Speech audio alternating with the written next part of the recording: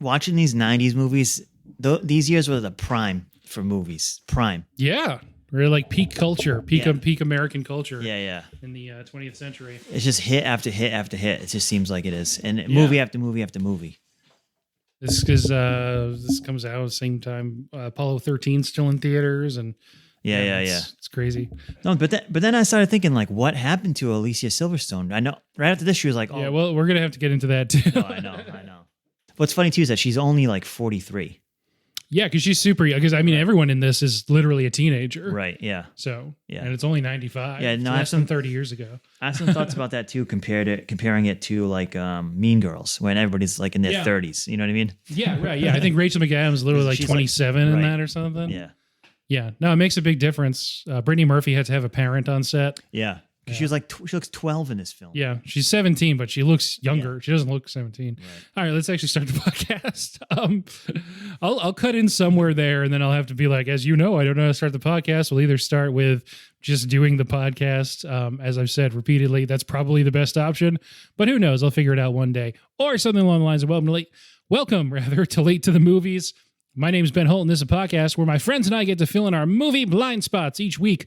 We'll pick a movie that either I or a guest hadn't seen before and really should have by now. This week, continuing the as yet better named month theme of teen movies adapted from classic literature, it's Clueless, adapted from Jane Austen's Emma, loosely adapted, but still counts. And the guest this week is Anthony. Welcome back. Ben, as if. There it is. And I'm just furiously checking my text now because my cousin not emailed me. We're not ancient. He texted me a better option for the month name, and now I can't find it. I don't know. But usually I'd say like, oh, have you watched anything good recently? But this month I think I'm going to ask, can you come up with a better name for the month? No, but I was prepared to answer what have I watched recently. Okay, well, we'll go to that then. The greatest new action sitcom on streaming services, FUBAR, with my pal Arnold Schwarzenegger. There you go. Yeah, it's phenomenal. I thought it was excellent. You might be on the high end of the critical reception to that. I haven't seen it though, so grain of salt. I don't know. I binge watched it in you're an Arnie like 2 guy, days. Though. Love Arnold Schwarzenegger, and it hits all the high notes. The action is pretty cheesy and cheap, but Monica Barbaro is in it. She's excellent from Top Gun. Yeah. I do like her. Yeah. And Arnold, they just repeat the same old Arnold movie lines from all the movies. He's just 80 years old now, but still doing action.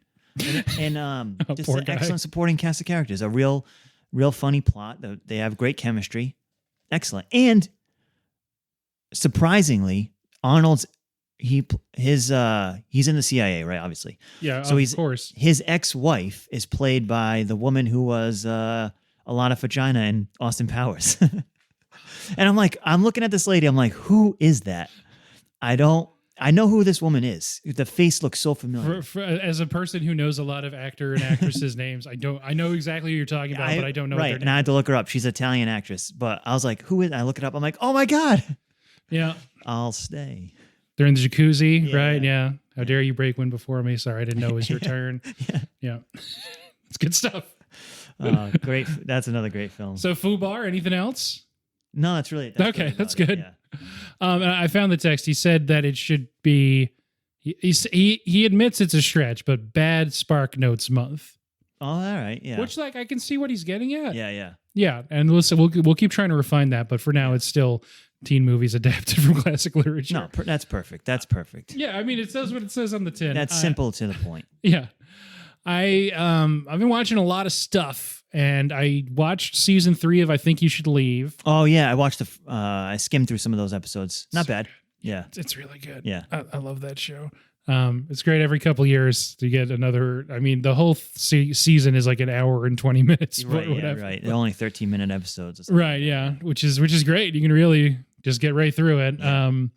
I did the episode where he's in the office and the woman on his coworker's like, "Oh, you're really creative." Then he goes, "That's so funny to me because that's so real." Yeah. It, like in any office setting, you tell somebody that they're creative, then they go on about how creative they are. Yeah. It just gets out of control. It just heightens. Yeah. And her boss is like, "Don't tell him he's creative." she sees what he's seeing. Yeah, There's the right. volcano. Yeah. It's good stuff. And then I also watched, and maybe more pertinent to a lot of people listening, I watched the new Spider-Verse movie in theaters now. Yeah. How was that? Really, really good. Really? Yes, excellent. Worth seeing in theaters. Better than Guardians? Yeah, definitely. So they're on a roll with these Spider-Mans then. I guess Spider-Man's not in Guardians, but just I guess generally. No, but different company, but yeah. I thought it's all Marvel. It's all Marvel, but the Spider-Man movies are Sony. Oh, right. Like Guardians and those are all MCU movies. Those are all Disney movies. But this is Sony Animation. Obviously, the sequel to a movie we've done on this podcast, Into the Spider-Verse. This one, Across the Spider-Verse. And I don't want to, I don't know. It's weird because it has a certain structure to it that I knew about going into it. Yeah. But based on reactions in the audience, a lot of people didn't know about it. Right. So I won't say in case it is a spoiler. I didn't think it was, but if you're curious, you can find out yourself and maybe you'll get something out of it. But just the, however you feel about the narrative, I liked it. It's, visually, like on an entirely different level from a lot of other movies that are coming out now, live action or animation. The first one won Best Animated at the Oscars. I think this one is going to walk away with it. Yeah. But we'll see. Calling it now. It's not for another 10 months or whatever. All the recent Spider-Mans about No Way Home and Halfway Home and Soon to Be Home. Halfway Home. They've all been huge hits. No real letdown out of all of them. No, yeah, it's funny that it turns out people aren't necessarily over superheroes. They're just like well-made and more popular superheroes could still do because it's already made. It's tracking to make more money than the first one did already, and it's opening weekend. It's either the best or the second best of the year so far. It's doing like Mario numbers, so it's pretty crazy. Do you have to watch all of them to understand this one? No. So this is only a sequel to Into the Spider-Verse. Okay, the other animated one. Gotcha. It doesn't, with an asterisk, and you'll see why. I guess it doesn't really have anything to do with any other Spider-Man movie in terms of understanding the action of this one. Gotcha. It is in like a larger sense about Spider-Man movies. Because like all movies are meta things about movies these days, right. I guess. Yeah.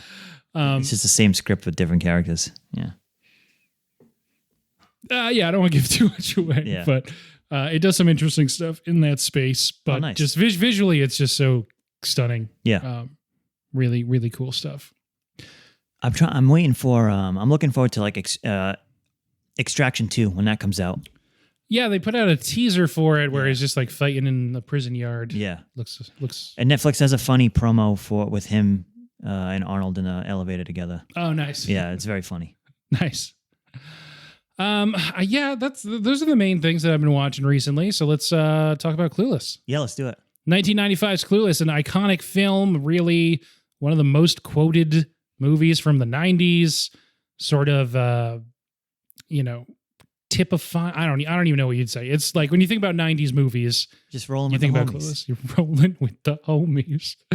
I think they make Brittany Murphy do that like 3 different times with all different levels of sadness. Oh, really?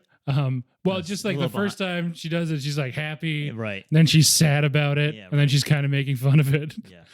Anyway, I've seen this movie a bunch of times. I was 4 when it came out, so I didn't see it in theaters, but I've seen it a bunch of times since then. Good thing. Yeah, no, yeah, right. So I've seen it a bunch of times. It's just one of those movies. It's always on, it's always around, yet somehow you've avoided it. I've never seen it. I don't know why. Crazy. Yeah. Maybe I did. I just don't remember, but when I came out, I was 9. Yeah. It's an inappropriate movie for both of us. Sure, yeah, sure. But it's a throwback to the 90s when everything was so simple. This is pre Columbine, you know what I mean? Yeah. And all that fun stuff, yeah. So the episode that came out last week was 10 Things I Hate About You, which is 1999. Yeah. And so everything was good. Yeah. Nothing had gotten bad yet. Yeah, nothing was bad. Yeah. As far as movies we're aware, we obviously know, there's plenty of things that have been wrong for a very long time. Well, But even a lot of the dialogue in this film is like, you might not be able to do that today. Yeah.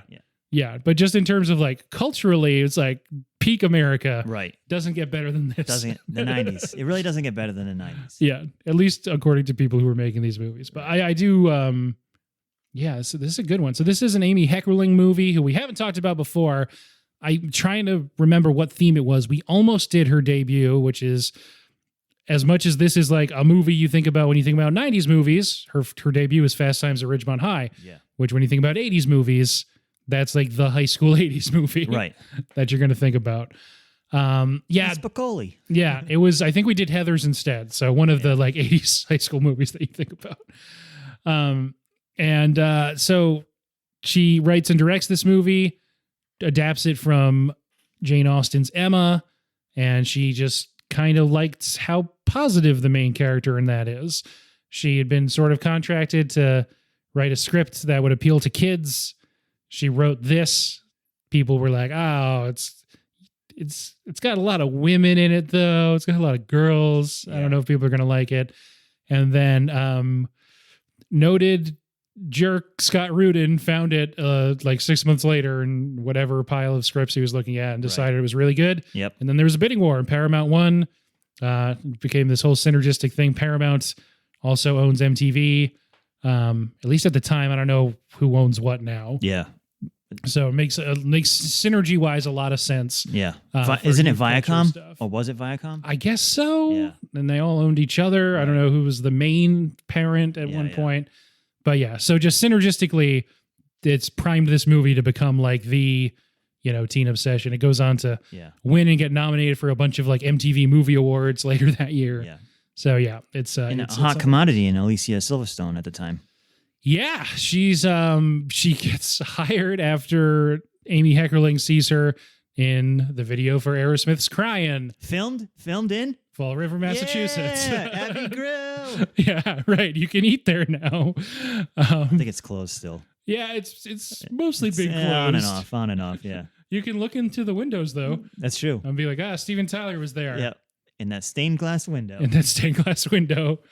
She's like 16 in that video, which is, I don't know what's going on there. Her boyfriend in the video is Stephen Dorff. Yeah. And the guy that Josh robs Holloway, her from Lost is the guy who robs her backpack.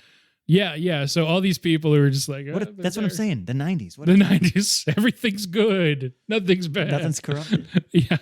Sure. I think the 90s to us is what like the 50s were to maybe our parents. Yeah, that's probably fair. Yeah. Yeah. Just this like everything was great until Elvis shook his hips on TV, right?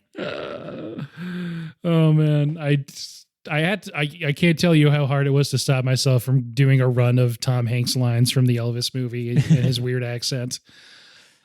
Anyway, how do you feel about doing a 1 minute plot summary? No, let's go. I'll do it. Go for it.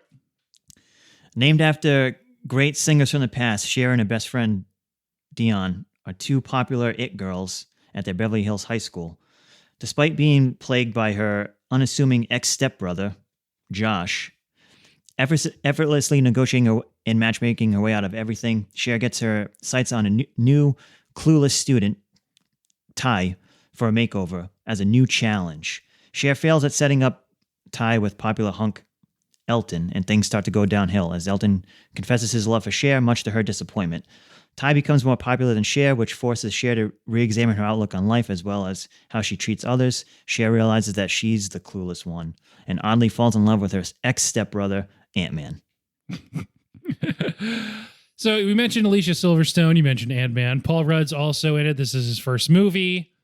Brittany Murphy is in this movie. Also, one-time congressional candidate and full-time weirdo Stacey Dash is also in this movie. What a fall from grace. Seriously. Donald Faison and Breckin Meyer from the opening of Josie and the Pussycats also in this movie and a bunch of other stuff. Scrubs. Rad Race. Seth Green was almost in this movie in Breckin Meyer's role, but he didn't get cast. No, you can't put him in there. I mean, similar energy. Yeah, same thing. Yeah. Breckin Meyer feels more harmless. Fits. Yep. So yeah, there's like a lot of these movies, just a bunch of people who went on to become people. Yep. Then 1 or 2 years after this is Batman and Robin. Yep. Alicia Silverstone's Batgirl. The worst Batman of all time. And then it's just kind of over for her. Yeah, I know. I was just saying this the other She's day, in a ton of stuff. She's constantly working. Right. But yeah, this is sort of the joke at the time was that Brittany Murphy, career Freaky Friday'd with her. Right. And it's Brittany Murphy that went on to be in a bunch of rom-coms and stuff through Yep. the early thousands. Yep. 8 Mile. Yeah. Yep. And 8 Mile also, yeah. But watching this movie, though, Paul Rudd, he looks older in this movie than he does today. I don't know if that's entirely true, but he doesn't look that different. Right. He looks exactly the same. It's 28 years, I think. The guy does not age. I think he really is his character from that TV show where he swapped bodies. They bury the bodies in the back there. I forgot what that. Tom Brady's in it real quick.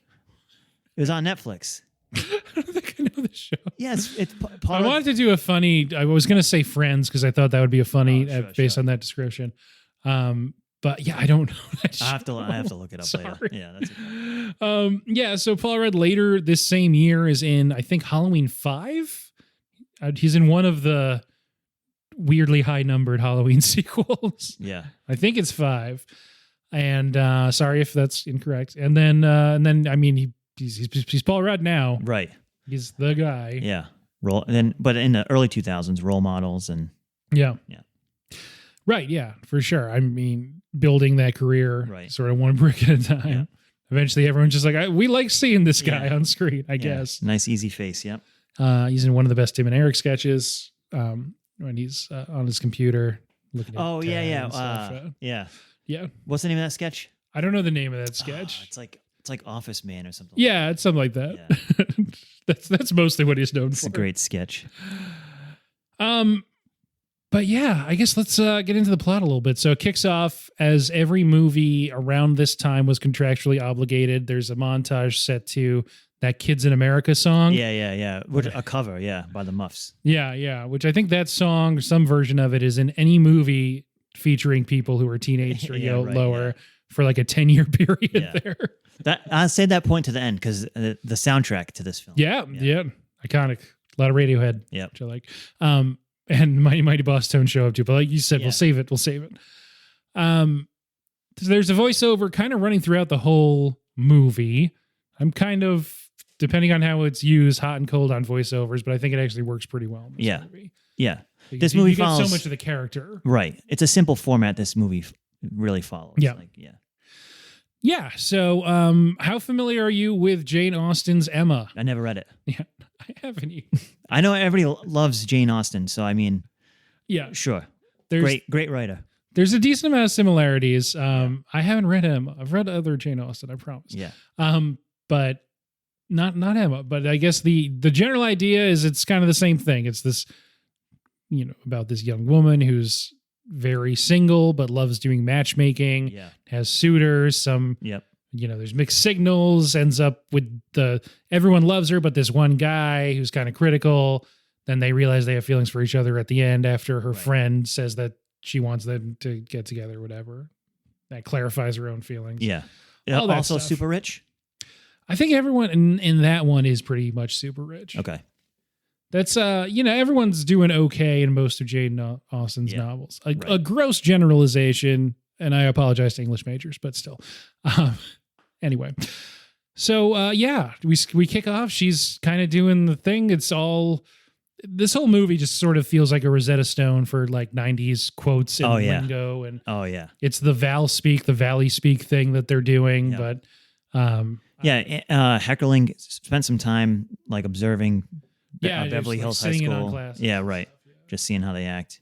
And I mean, it's very caricature of every. Yeah. When I think of like Southern California or the Valley, it's probably this movie that really stereotyped what those folks look like and act like. Yeah, pretty much. There's, I think in the 80s is sort of when that archetype is developing, and then this sort of brings it back and really crystallizes. Yep. What I guess a Valley girl is for people. And I like this movie a lot. Yeah, this was an excellent movie to watch. Okay, I'm glad you think so. It's I'm not as critical as Inside Llewyn Davis on this one. That's okay.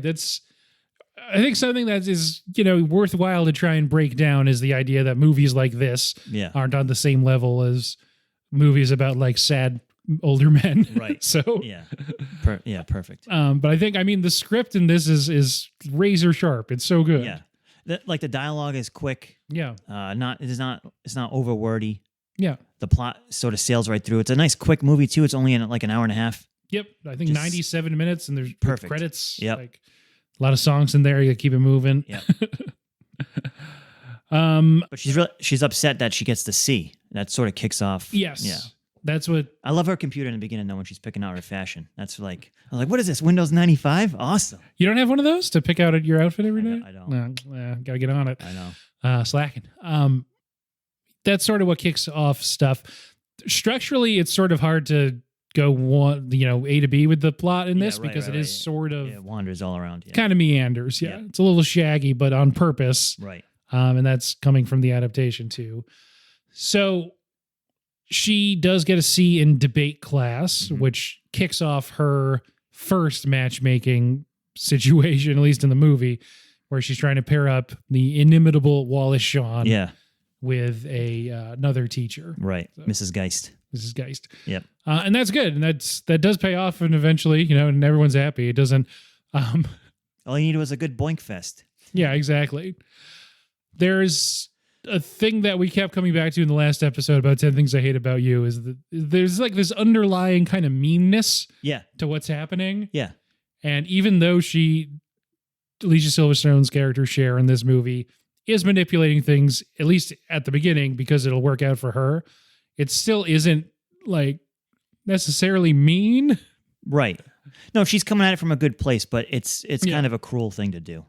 It's kind of a cruel thing to do, but it doesn't, there's no one ever gets mad about it in this movie. Right. Well, I mean, how can Wallace Shawn get mad at anything? Yeah, exactly. So she's at school. She gets the C. It's whatever. She goes back home, and Josh is there. Yep. Paul Rudd, her ex-stepbrother.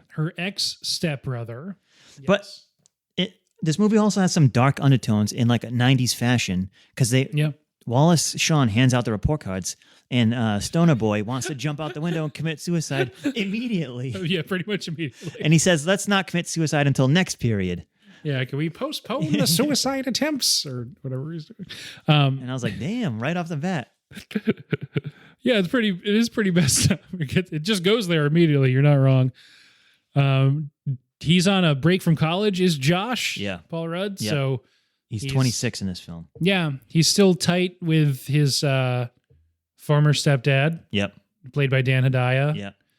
Yeah. Which he's in a bunch of stuff. The only other thing we've done that he's in is Mulholland Drive, which is funny. But in previous episodes, like we talk about Ed Harris. Yeah, these guys. Yes. This group of character actors. Who Dan Hedaya. Bringing the straight heat. Yes. That guy is a movie dad through and through. Night at the Roxbury, classic film. The best dad ever. Also Amy Heckerling, I believe. Yeah. She's like, Dan, I got the role for you. I need that Hedaya fire. Father to two idiot brothers. Just like in Clueless. Yeah. This is it's just his mode. He's in dad mode and he does a great job. Cher, get over here. Get out of my chair. So she decides she's going to negotiate for better grades, and that's, kicking off the matchmaking plot. Like, they just need to be in a better mood. And that ultimately works out. Not immediately, not for there's several scenes in between. Right. But it does eventually work out. But the plot sort of alleges that this is how she gets by in life. She just negotiates or matchmakes her way out of everything. So that's like the first 20-something minutes is mostly her focusing on that. Right. And then that plot, those two, basically, they stay together in the background of the movie, and there's other stuff that happens in Wallace Shawn's class. Right. But essentially, that's when Brittany Murphy, Ty, comes into the picture. She shows up. And then really the rest of the movie is about Cher's quote-unquote project with Ty. They see her walking into the tennis court. Yep. Yeah. That would be a bad way to learn tennis. Yeah. It's just everyone lines up and does, one person hits the ball at a time. Yeah, right. People hate that. People don't like that at all. But before that, though, when she's trying to set Wallace Shawn up with someone, I don't know, you might have to edit this part out, but she's like, the gym teacher's like a stereotypical lesbian, like as most gym teachers of the time. That's a dialogue in the film. I'm not sure that Yeah, I mean, that's So I'm worth calling out. It is very much 1995, and like these people are, I guess Cher sort of learns to be more chill about this kind of thing as the movie goes on. But it's definitely a class system that she's organizing people into, right? Based on their whole vibe, which I'm sure is reflected in the novel. Of just, that person's below your station, but instead of a stoner skater, he's a farmer. Right. That equivalent to Travis in the novel. I gotcha, yeah. So same idea. And then I guess, well, what would we do? Who's like an outsider in the 90s? Oh, a lesbian gym teacher. Yeah, right. I guess is what they land on. Right. Or Brittany Murphy's character, who's I think is from New York. Yeah. With that accent. Yeah. With that accent. Coming with flannel and grunge. Yep. Yeah. She has a line about how I've never had straight friends before. Right. Which is funny. Yeah. Right. This is the first time that you do like the Leo pointing at the screen meme, which is because the voiceover, she says she's totally clueless. You're like, that's the name of the movie. Right. It's called a callback, right? In comedy. Brittany Murphy and Breckin Meyer have a meet cute. It's nice they're hitting it off because she can draw Marvin the Martian. Yeah. Something that I guess is important to mention is that her character in this movie is 15. Yes. Yeah. Because she says she's turning 16 later. Yep. And I think she turned 16 in May. Yeah. And Silverstone says, "Well, her birthday is in April. 16. Yeah. So she's older. As someone who is older than you, let me give you some advice." Right. Then there's the makeover montage. It's obligatory. Yep. Has to happen. Got to wash the pink out of the hair. Yeah. All these montages are good. Yeah. There's shopping, there's makeovers. It's all the stuff that you need. And they all have, I feel like movies don't do this today. They all have an excellent song playing over them. Yes. A nice classic. Well, I guess it's classic now, but at the time it was like not a classic song. That one's like something about Supermodel. Is that song? Yeah, right. Yeah. Yep. It's just these movies used to, I guess it's formulaic. It is adapted from a novel. Right. But it just, it just worked. It just works. Just worked. And we've been talking, because of what we've done the last couple months, a lot about how there aren't that many comedies made anymore. Right. There's not a lot of teen movies made anymore. Those are mostly just going straight to streaming. Yep. I think Netflix has a lot of them, but is it breaking through as much? You don't see those movies necessarily getting nominated for things. This got nominated for like WGA writing awards and stuff. Right. But yeah, you're not really seeing it as much. Which is too bad. There's the line that really sticks in my head sporadically. Yeah. Use that in a sentence. Yeah. I hope I don't see you sporadically. Yeah. I hope not sporadically. Hey, Brainiac. Cher tries to like break up her and the skater because he's low class, so that's why she wants to give her the makeover. I think her and Dion say to Ty, "Oh, you should be honored that you're friends with us. It's a real privilege." Because now you can be one of the coolest kids. And then, in a very Mean Girls, like this movie reminded me of Mean Girls, right? Yes. Obviously. Yeah, of course. Here's where all the popular kids sit. Here's where the stoner kids are baked by the tree over here. Here's the skateboard dudes. Here's the hot guys. Here's the Persian mafia. Yeah. Because they drive BMWs. It was racking my brain. Like they must carry Tech 9s or something. Yeah. Right. They're all on their phones and doing like a stereotypical floor call kind of thing. Yeah, right. I was trying to remember. Like, was that an archetype? I don't remember that at all. I don't remember that one. Maybe it was, but it's probably maybe in California. Maybe in California. Maybe yeah, Beverly Hills. I don't know. It's a bunch of Persian mobsters in high school. People must have asked Amy Heckerling about that. She's like, "Look, I did the research. Yeah. Turns out it was just this one I was school there. that had that, but there was a huge clique of these really rich Persian guys. Persian mobsters. I guess. Only men. Yeah. Very, very, very strange. They end up going to a party in the valley.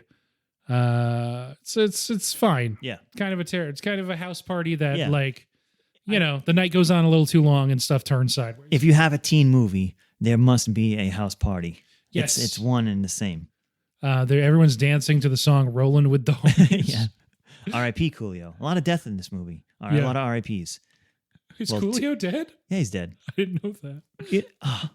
I can't believe I just broke news to you. Wait, when did Coolio die? He died like 6 weeks ago. Really? Yeah. I didn't know that. It was very recent, within the last few months.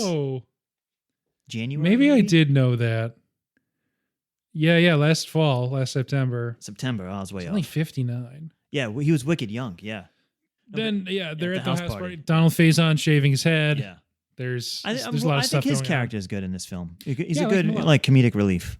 Well, I mean, I wouldn't. Maybe he's not comedic relief, but a good foil. A foil. on. Yeah, foil. Yeah. He's good. I like him. Like him as an actor. And then I mean, really, I feel like Cultural Consciousness is this movie and Scrubs. Yeah. And feels to. I mean, they're in commercials now. Him and Zach Braff. So Yeah, it right. really feels like T-Mobile commercials. both of those guys. People locked in as like, oh yes, you were the guys in Scrubs and you Yeah. were friends then, and now. Right. It's like 20 years later, and people Yep. are like, yes, you can be in commercials, but you have to be together. Right. But at the house party, Cher's trying to set up Ty with Elton John. Yeah. Or Elton for short. I assume his name's Elton John. Yeah, you should assume so, yeah. And that guy sucks. Yeah, that guy's a jerk. That guy's terrible. Ty maybe gets a concussion, but as long as she can sing Rolling with the Homies, she's Yeah. good to go.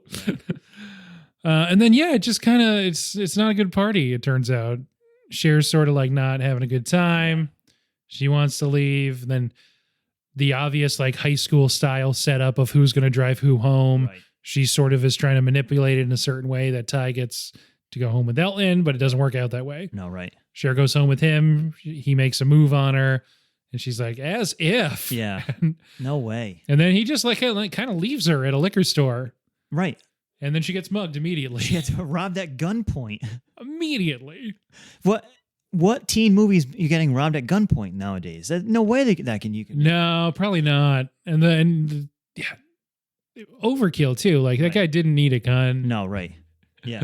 How much cash could she have had on her? Like, come on. Well, for her, she probably had a lot. Yeah, okay. I This mean, is- as I was saying that makes sense. And it's also it's 95, right? And a very like dated scene in the film is when they're driving to the house party and Dion and Don Faison's character, she's trying to read the map and he's like, what's the numbers at the top? You're going in the wrong way. Yeah, it's letters at the top. Yeah. Yep. How do you not have Totally right. There's no GPS. And I'm like, oh, that's right. There's no GPS in 1995. Things that are just like air and water now. Yeah, right. I just like, well, I wouldn't go somewhere I don't know where I'm going. Exactly. With only a map at night. Right. That's crazy. And you're in LA and everywhere is 20 minutes. Yep. Josh comes to pick her up with, I guess, his then girlfriend, but you don't see her again for the rest of the movie. No, and Cher gives her a lecture on. Yeah. Polonius said that quote, right. not Hamlet. Yeah, right. Yeah. Because she says, "Oh, I read Hamlet." She's like, "Well, I know Mel Gibson." People loved Mel Gibson in 1995. It was a simpler time. Exactly. There we go. Back to the theme of this Simpler movie, time. which was a simpler time. But do you think that scene is meta in itself, right? Because here we are watching a movie adapted by a Jane Austen novel, and Paul Rudd's date is quoting. She's like, "No, I know the real Hamlet," and Silverstone's like, "No, I know Mel Gibson." It's like, you're getting it kind of see what we're doing secondhand. here? Yeah, that makes sense. I didn't pick up on that, but that's a good point. Yeah. And I feel like anytime she quotes something like that, she says, she writes a poem from one of the teachers to the other one, and Dion's like, "Oh, did you write that?" She's like, "No, that's like a really famous quote." Yeah. She says, "Where's it from?" She said, "Cliff's Notes." Yeah. So like kind of same thing. Exactly. Right? Yeah. So they are kind of starting to bond. Paul Rudd's not being as prickly, he kind of feels bad for her, obviously. She got robbed at friggin' gunpoint and is a child. So that's no fun.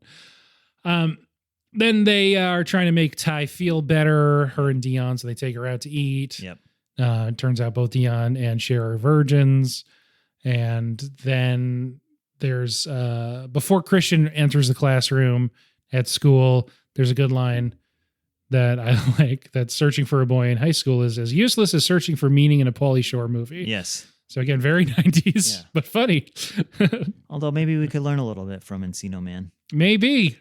My dad really likes Biodope. So probably like an eco-conscious message in that, right? Yeah, totally. And then Christian's on the scene. He's a new kid in school. Yep. He's been splitting time between, I think they say Chicago maybe, and here. Yeah. Because it's very unfair by the justice system. Yes. Yeah. Parents have joint custody. I mean, yeah, it would be weird for him to spend time half in one place and half in the other. One semester in Chicago, one in L.A., Beverly Hills. But so impeccably dressed. Impeccably well dressed. High school kid, yeah. He's kind of doing, as Dan Hedaya calls out, a sort of like Brat Packish sort of aesthetic. No, I have that written. That's my favorite line in the whole movie. Because he says, what is it with you, kid? You think Death of Sammy Davis left an opening in the Rat Pack? I audibly laughed out loud at that scene. Yeah, and that's the same scene when Christian goes to pick her up. My dad always quoted, I've got a 44 and a shovel, and I doubt anyone will miss you. Yeah, right. Yeah, it's good. They go to a party together. Yep. Christian's very into dancing. Yep. The Mighty Bosstones are too. He wants to know where the clam bakes are. Yeah. Mighty Bosstones. The dancing guy is dancing. He gets a nice spotlight in it. Dickie Barrett's there too. How young he looks. I know, it's crazy. And he went off the deep end too. I think he's a recovering alcoholic, but then he had all these hot political takes and just sort of the Mighty Bosstones fell apart. They came back with a new album, then it just... Yeah, I think just a couple years ago, or not even, I think last year they actually broke up. Yeah. But yeah. Because hot takes. Hot takes will get you there. Takes. I just love that. And he looks drunk. He does, yeah. In this film. To be honest with you. The dancing guy who was always in the band just dancing. Yeah. He's in this movie too. Doesn't play an instrument. No, he dances. Just dances. Just moshing. Yeah, just skanking. That's all he can do. It doesn't go as badly as the other one does. She notices that Ty's not having a good time. Right. But then sees that Paul Rudd goes over and they're kind of, hitting it off too. Right. Christian wants to hang out with the guys. They have an after party going on. So Paul Rudd drives them home again. Yep. And they're just chilling. They're watching Ren and Stimpy, having a good time, just eating snacks. It looks cozy. I don't know. Looks like a fun night.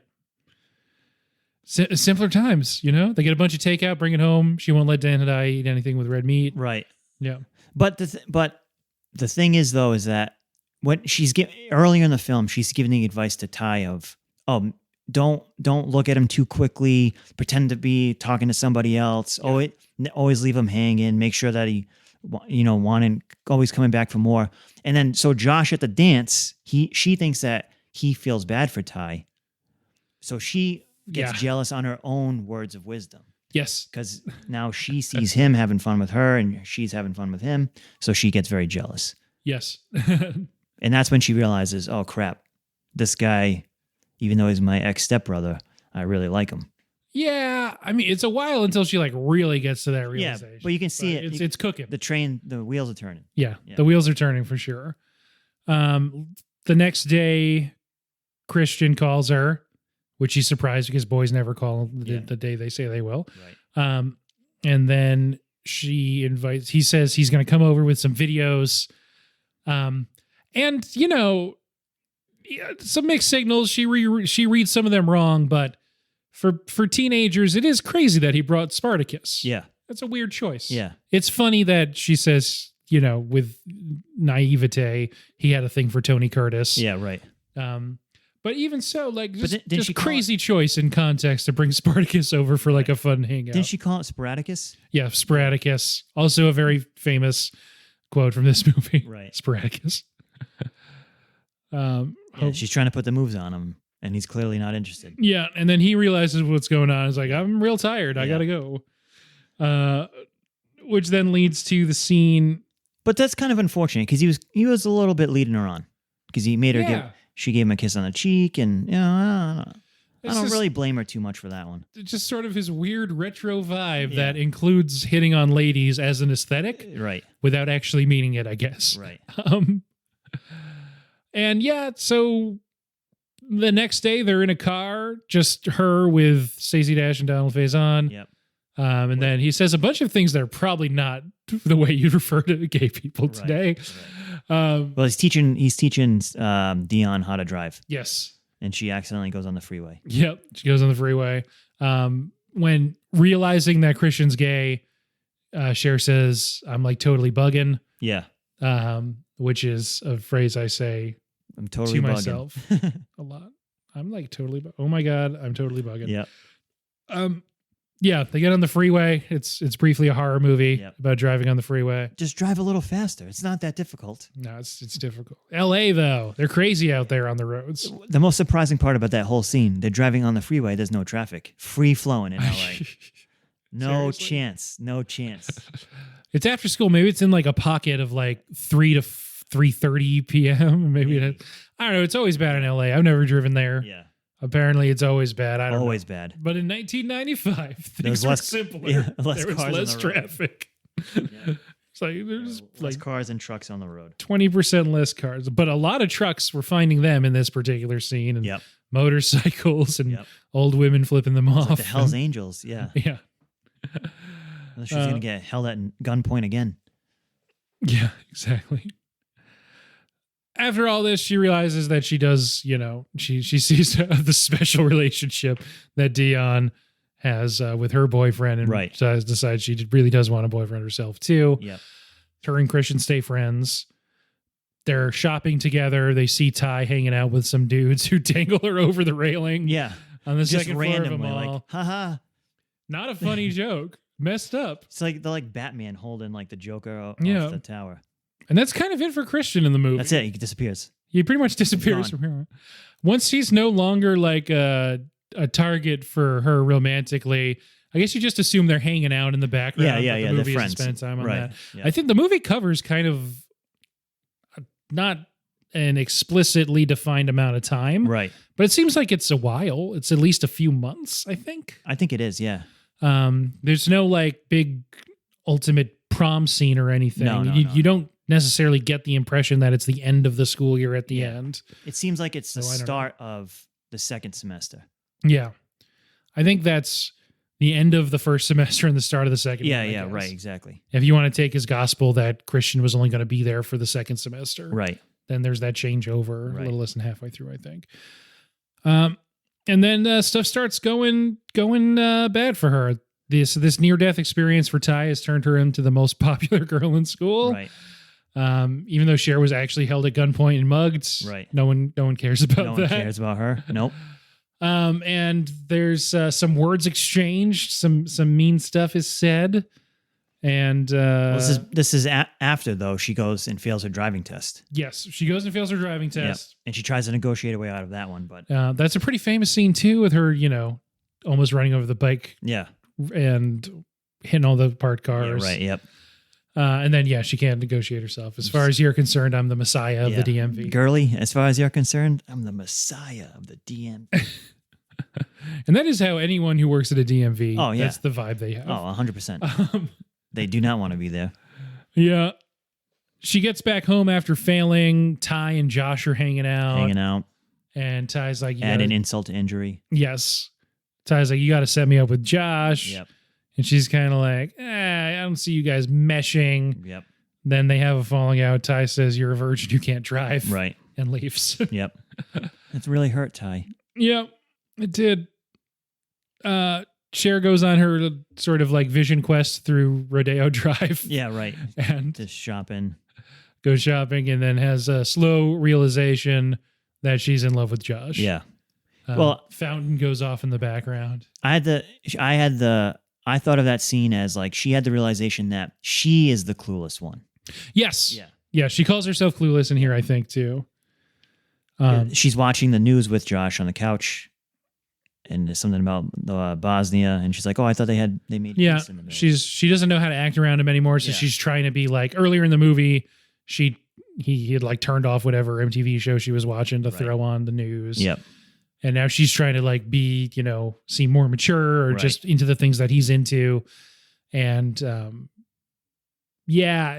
doesn't really know how to act around him anymore now that she's had this realization. This, I guess, sort of includes a sincere attempt to sort of be a better person, which leads to the beach disaster relief thing. She signs up for the Pismo Beach Disaster Relief Fund. Yep. She gives away her dad's skis. Yep. Or her skis. Raises some money, has people are bringing stuff in to give away. Red caviar. Yeah. Travis shows up, the skater who hasn't been around for a bit. Yeah. Well, he's in Alcoholics Anonymous apparently. Yeah. He gives up his 12-step bong. program. Yeah. Right. For a high school kid. It should have been a different program for a teenager to have to be group. There's a bunch of steps. I had to apologize. Yep. She's like 12 steps. And I was like, oh. Yep. At 16, he's alcoholic. I guess so. Yeah. And so like Cher's being not as much of a jerk anymore to people just because of what clique they're in. Right. And so she's going to go to a skate show on the weekend. Yep. The ASL. Yep, exactly. He has a bong that she's like put that in kitchenware, I guess. Yep. It's like, oh, that's always where I kept it. She goes there, Ty's there too. They sort of reconcile. Not sort of, they do reconcile. Yeah, she apologizes. Yeah, she is like, wow, you know what? Travis is really into he's like really committed to this skate thing. He's not just like a loser. Right.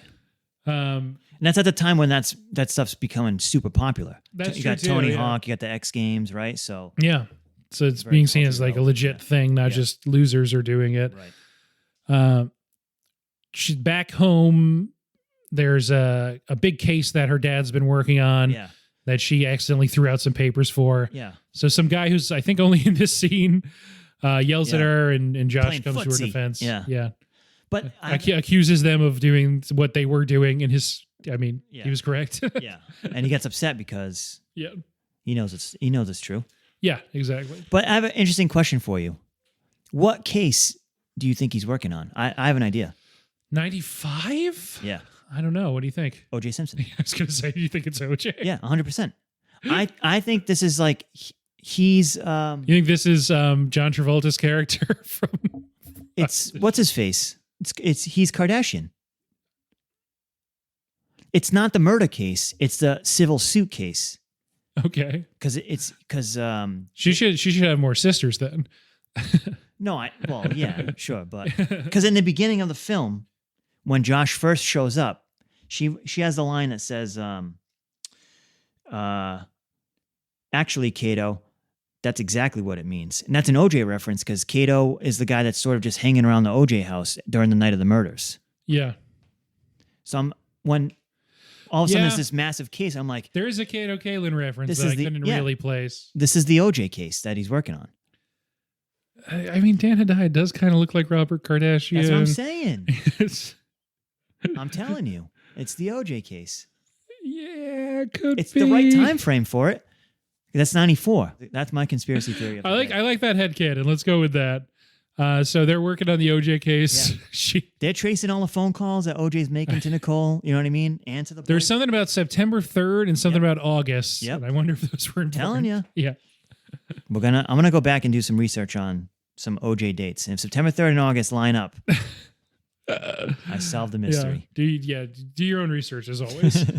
But after this guy yells at her, they sort of, they make out on the stairs. Yeah. Another very famous scene. Yep. She's closer with Ty and Dion. Mr. Hall and Miss Geist get married. Yep. They're all hanging out at the after. Yep. At the reception. I'm saying after party. She catches the wedding bouquet. She and Josh kiss. And that's pretty much the end. General Public's Tenderness is playing. Yep. But it's good stuff. The one line I don't understand is that Flash, it's the wedding. And she goes, I forgot, what's the line she says? Well, she says as if again. Yeah. This is California, not Kentucky. But so she says, something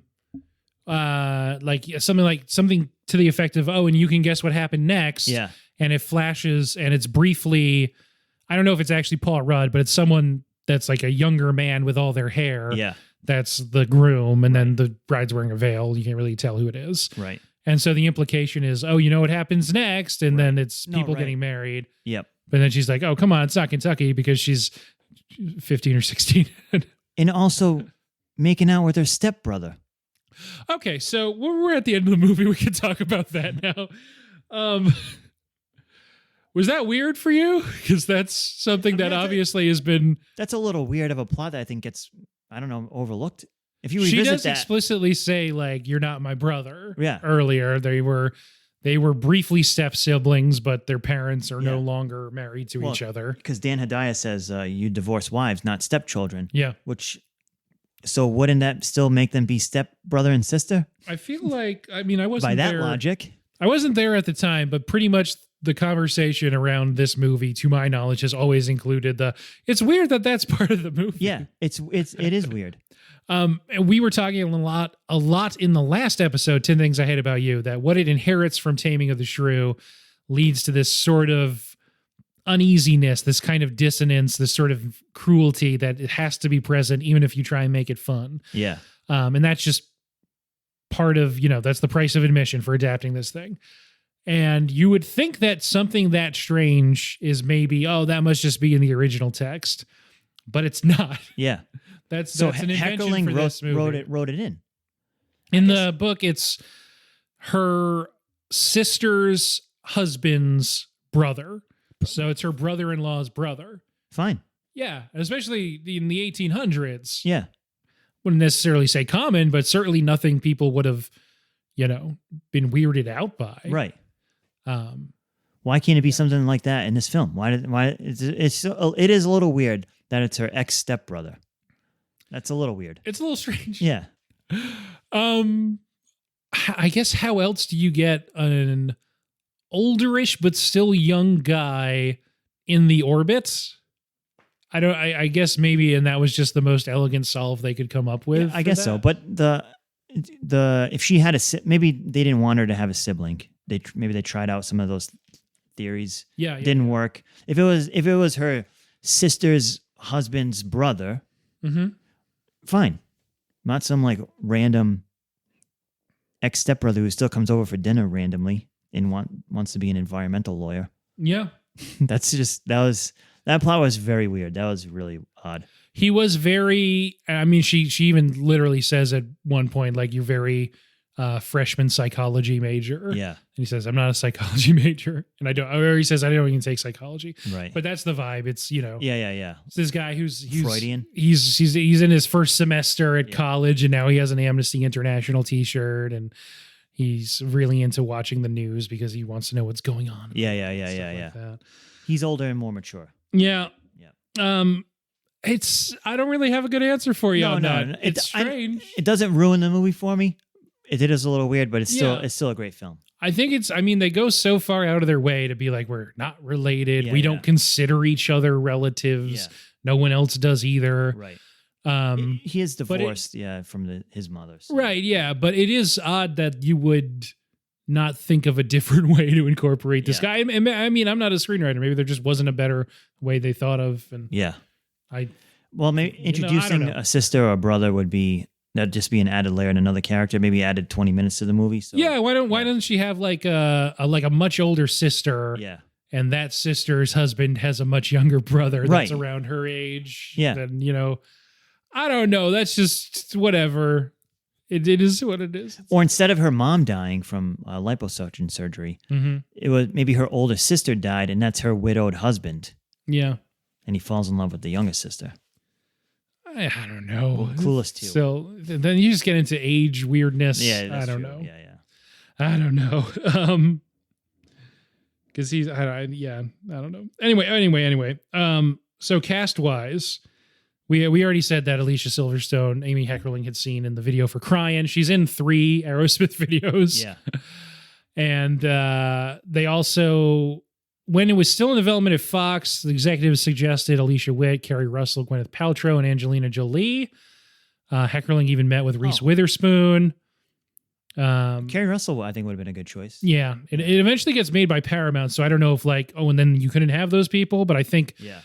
At least according to Heckerling, she had always kept Alicia Silverstone in the back of her mind for this kind of thing. And that video was heavy rotation, 93. Yeah, I think that was like the number one video. 93, I want to say. Yeah. She's only like 16 in it. It's crazy. They didn't put Heckerling under a lot of pressure at Paramount to pick stars, so she picked Silverstone. Ben Affleck and Zach Braff auditioned for Josh, Paul Rudd's part. Sarah Michelle Gellar was offered Amber, who's a pretty small part. She's like the rival. Yep. She turned it down because she was still in All My Children.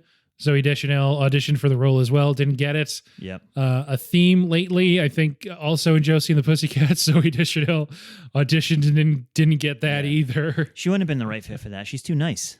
Yeah. She would have been a good fit for Silverstone's character, not necessarily for Amber. Yeah, and I mean, she's like an unknown at this point, so Right. I mean, that just shapes her career differently if the first time people know her, she's rude. Yeah. I guess. But maybe all those folks dodged the bullet because their careers sort of have been pretty relevant, and Yep. Alicia Silverstone just sort of disappeared. Yeah. Kind of. I think Donald Faison's great in this, but they also auditioned or considered Terrence Howard and Dave Chappelle for that role. Oh. Which Terrence Howard, that would have been a real turn. three dudes with very different energies. Really different energies. Well, Terrence Howard is real out there. Yeah. But he's I mean, he's a good actor though. Yeah. No, yeah. Jeremy Renner auditioned for the role of Christian. Oh, no way. They thought about Harvey Keitel for Cher's dad. Yeah, no way. No chance. I like Dan Hedaya all the way. There's none of these swaps I would have You made. cannot make a bet. There's no better movie dad.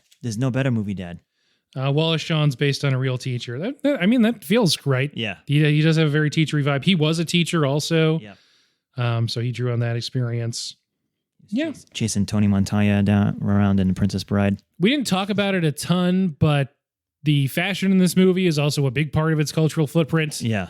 That's not really my bag, man, but to do another Austin Powers reference much later in the podcast. Now I have to keep the earlier one. But it's obviously a big part of this. Yeah, it sets the stage. Legacy. Yeah. Is the fashion. Because it brings together a bunch of, you have like super rich Valley Girl, you have sort of Paul Rudd's slackers, the grunge. Yeah, you have the grunge fashion making a statement there. And you sort of have like African American fashion. Yeah. And the kind of the critique of 90s boys. Yeah. Backwards hats. With the Jinko jeans. And wallet chains. Yeah, and we're supposed to swoon over that. Yeah. It won Best Screenplay at the National Society of Film Critic Awards. It won Breakthrough Performance for Alicia Silverstone at the National Board of Review. Like I said, it was nominated for the WGA Award for Best Screenplay. Was nominated for 4 MTV Movie Awards. It won Best Female Performance for Alicia Silverstone. And then she also won Most Desirable Female. Yeah. Which is a category I imagine they don't have anymore. Probably not. Because weird stuff. And then seeing that sent me down a bit of a rabbit hole. And so it's not really a game so much as how much do you remember what was going on around this time in the 90s? I don't know if they have the same eligibility period as the Oscars, that it's just 95 releases. Yep. Clueless is one of the 5 nominees for Best Movie. Yep. It's just a really funny mix, which is why I'm even mentioning it. So the other nominees are Apollo 13, Braveheart, and Braveheart. That's right. Dangerous 95. Minds, and then they all lost to 7. Oh. Which I guess the kids were real into. Yeah. I mean, it's a Brad Pitt. All those teens were real into 7. Yep. Best male performance that year was Jim Carrey in Ace Ventura 2, When Nature Calls. Oh. Like I said, Alicia Silverstone wins for Best Female Performance. She beats out Sandra Bullock in While You Were Sleeping, Michelle Pfeiffer in Dangerous Minds, Sharon Stone in Casino, and Susan Sarandon in Dead Man Walking. So the kids love these movies. That's the MTV Movie Choice Awards. Yeah. No. If you're 13 or 14 and you're watching 7, we might have to have the FBI look at you. Although While You Were Sleeping, that's a great film. Yeah. Well, also some weird, power dynamic kind of thing going on. In a real, this is the mid 90s, best on-screen duo, Chris Farley and David Spade and Tommy Boy. Yeah. Oh, yeah. Martin Lawrence and Will Smith in Bad Boys, Ice Cube and Chris Tucker in Friday, Tom Hanks and Tim Allen in Toy Story, and then not really in the same vibe, Brad Pitt and Morgan Freeman in 7. That's wild. Who wins? Farley and Spade for Tommy Boy, which makes sense. Yep. Kevin Spacey wins Best Villain. Yeah. Good choice, actually. That one holds up. That makes sense for movies and real life. Most villain, perhaps. Yeah. And then I wanted to just mention they made the wrong choice. For Best Song in a Movie, they gave it to Brandy for her song from Waiting to Exhale. They didn't give it to Whitney Houston for her title track from Waiting to Exhale. Also nominated that year was Coolio's Gangsta's Paradise. Oh, yeah. the U2 song from Batman Forever, and fucking Kiss from a Rose for Batman Forever. Oh, wow. You had Gangster's Paradise or Kiss from a Rose right there. They lost? Wow. They lost to, anyway. What a time to be alive. So earlier this week, the AV Club put out a ranking of the 40 best movie soundtracks, and at number 17 is Clueless. And this is an excellent soundtrack. It's a good soundtrack. Movies just don't have these types of soundtracks anymore. I don't know if it's actually on, if they're going just by what's in the movie, if there's a difference between that and what's on like a CD you could buy. Yeah. But there was some Radiohead in there, which I appreciated. Like we already said, there's Kids in America by the Muffs. Yep. There's The Ghost in You, but that's The Counting Crows. Yep. Supermodel by Jill Sobel. Rolling with My Homies, Coolio, the Radiohead song. Yeah. Mighty Mighty Boss Tones. Mighty Boss Tones. Yep. Where'd you go? And okay. Well, any other thoughts on this movie? no, I this is the classic. I really enjoyed it. Great film. For me, 2004, Mean Girls came out. And I was a senior in high school, and I felt that was very relatable at the time. Yeah. But if just no one being almost 37 years old and watching this movie now, this just reminds me of sort of being in middle school, right at the time. So real on point. Yeah, absolutely. Or right before I got into middle school. We used the word time capsule a lot for 10 Things I Hate About You, which was 1999. Yeah. This is mid-90s. Yeah, this is what... Yeah. It wasn't even just that it was reflecting that. It was like, okay, now this is defining that. Defining, yeah. And sort of trend setting. Yep. For a lot of styles and especially quotes and just vernacular. It actually had like a quantifiable impact on on those things. Yeah. Yeah. This is a big one. You could see where like Mean Girls, Yeah. Tina Fey just, I wouldn't say rips it off, but a lot of it is, there's a lot of borrowed themes. And it's a very similar movie. Just throughout. We did Heathers back in the fall. Yep. Same idea. These things are very, they're all singular movies, but they have certain commonalities. Yeah. They all have the scene where someone's being shown around. Right. It's morning of their first school day. Don't talk to those people. Hang out with these people. This is that group. There's the Persian mafia. Yeah. Right. Yeah. I mean, Mean Girls. Cher would be Regina George if she were actually mean. Yeah. And then Ty is Lindsay Lohan's character. Yeah. Comes in from right. Wearing a flannel shirt and sort of like. Yeah, pretty similar things that they're probably. Yeah, no, I mean, as you mentioned that, they're wearing pretty similar things. Yeah. So. Good stuff. Yep. Let's get to ratings. On a scale of 0.5 to 5, on any scale of your choosing, aside from stars, what would you give Amy Heckerling's 1995 film Clueless? I give this film 5 Mentos Fresh Makers out of 5. High score. I love it. I'm not going to go lower than you. I just need to figure out what it is. The Mentos commercial thing, again, like why is it time there? capsule. It just was a fun thing. Maybe you're like, was that in the script? Did Brittany Murphy know they were filming? Like, I have no clue. It's so playing it up, but still, it's just smack right in the middle of the film. She just sings a Mentos commercial, and it was a thing. Watching movies think today, of Foo Fighters music video for Big Me. Yeah, and you think about watching movies today and all the product placement, whether subliminal or overt. But at this time, same thing. You have Diet Coke cans everywhere. There's an ode to the Egg McMuffin for making Stoner McGee late to school. Yeah. Reminds me of like Fast and the Furious when it's like, here, have an ice cold Corona. Same idea. Classic. So I'm going to go 5 as ifs out of 5. That was my original idea. I couldn't think of a better one. Be weird if we didn't use it. Yeah. You could have did 5 Egg McMuffins. That's true. Yeah. That would be a good one too. Now I want 5 Egg McMuffins. All right, cool. Well, thanks for being on, Anthony. Thank you. Anytime. You can find us on Stitcher, Spotify, Apple Podcasts, iTunes, Google Podcasts, Podbeans. You can email Noah at late2themovies@gmail.com. You can look at fun pictures at late2themovies_podcast on Instagram. You can do whatever you want. Don't let me tell you what to do. You can go buy t-shirts on our TeePublic page. Just Google us and TeePublic and you'll find it. I feel like I usually say other stuff, but I can't remember it, so I'll just say whatever. There it is. Have a good night. I hope you're listening to this at night, or else that won't make sense. Oh no! You can cut that out. I got to close. I'm just gonna end it. It's fine.